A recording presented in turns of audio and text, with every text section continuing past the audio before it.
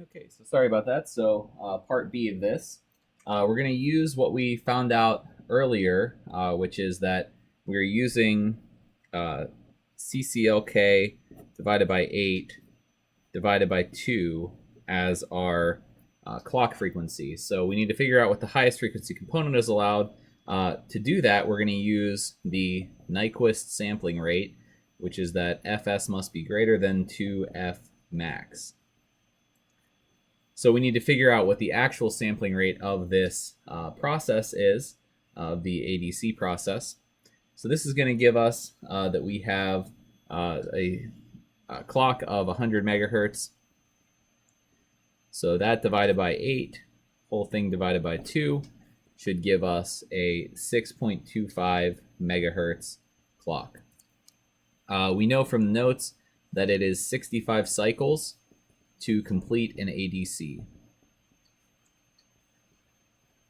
So if we do 6.25 times 10 to the 6th cycles per second, and we have 65 or one sample in 65 cycles,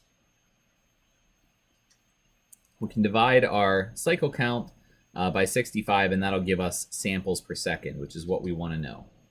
And so that is going to be equal to approximately 96153 point something, but a portion of a sample is not a sample, so we can round down to 96,153 samples per second. So that's our sample rate is 96,153 samples per second.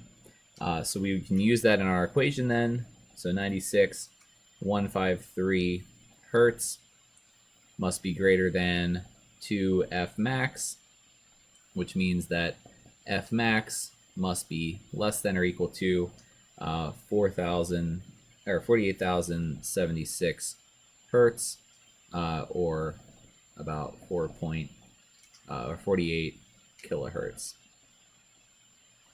So approximately 48 kilohertz is the highest frequency component allowed here, due to the fact that we are using the Nyquist sampling rate. We have to be higher than 2F max.